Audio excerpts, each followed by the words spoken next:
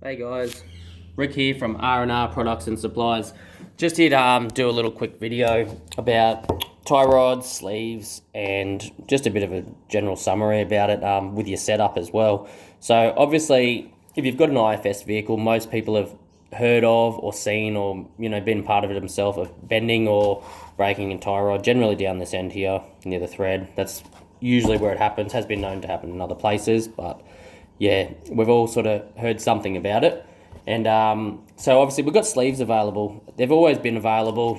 Someone's always done them. We've brought our own ones out. We've got solid sleeves and bolted sleeves just because we've been in the same situation where we've been off-road and out with the boys, having a bit of fun, just doing some hill climbs, and either picked the wrong line or our setup has been incorrect and we've bent one and snapped one. And it's not a fun job to, be running around, whether you're on a night run or a day run, and trying to get a hold of bloody tools to change these out.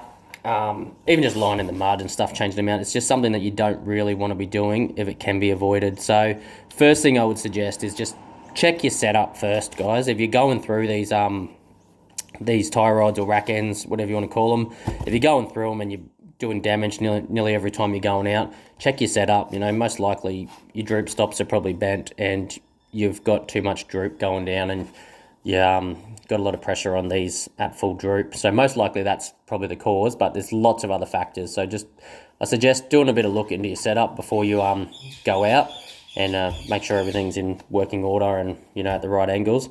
If that is all good and your angles are all good, your droop stops are okay, and you just want that little bit of extra strength, these are only like 14 mil, 15 mil at max, not a lot of strength here for the off-roading that we do out on the full drive tracks and that. So something to consider is obviously running a sleeve, which, this ends up bringing your diameter up to 30 millimeters, just adding that extra strength for, downwards droop, angle, pressure if you do run that, or obviously side impacts and lots of other factors that these can help with.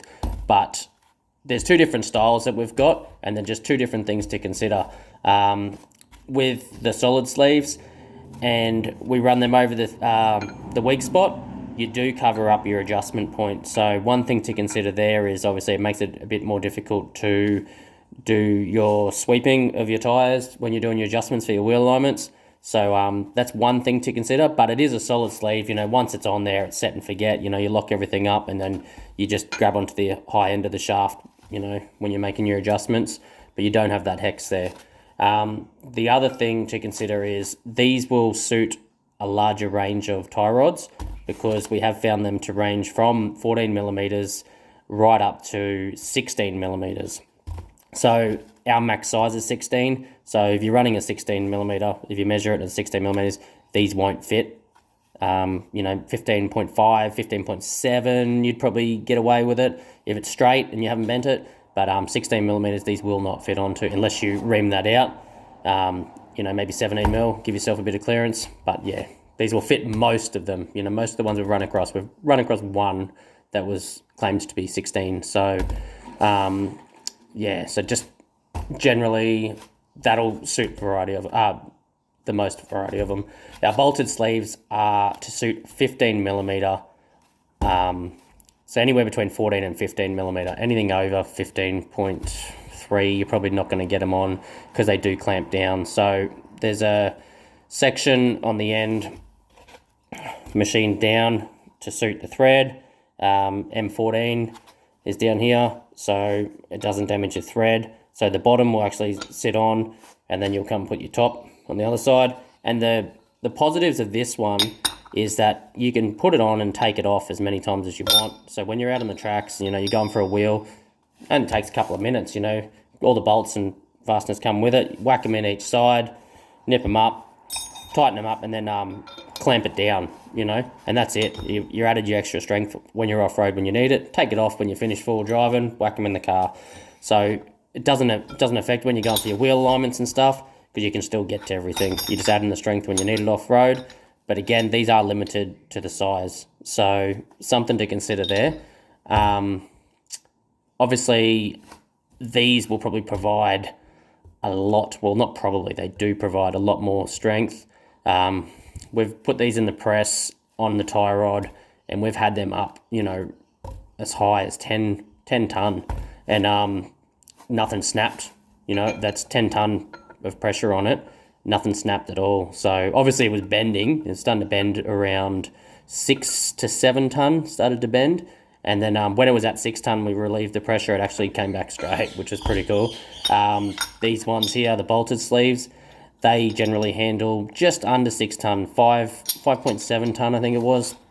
And then they start to bend there as well. But obviously they're not as strong because they are a two-piece. They're not a solid unit.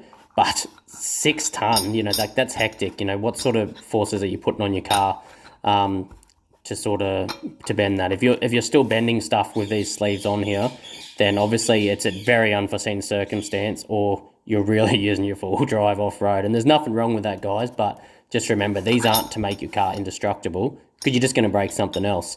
But they are to help you be able to get out there and enjoy the tracks,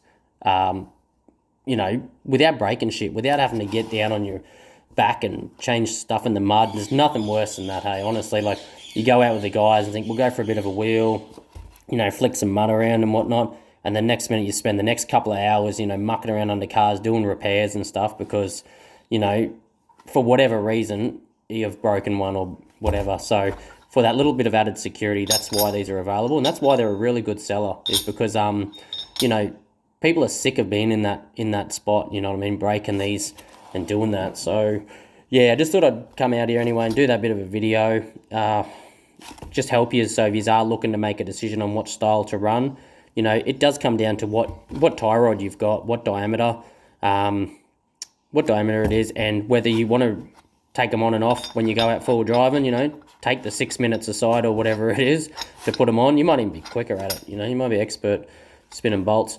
But or just put them on, set and forget, and then obviously just the guy doing your wheel alignment is just going to grab on the end there and adjust it that way. So it also, pros and cons of everything.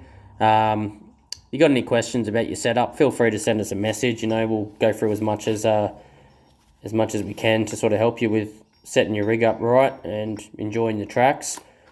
But just thought we'd sort of come on board and just do a bit of a video for you guys. So yeah, that's about it.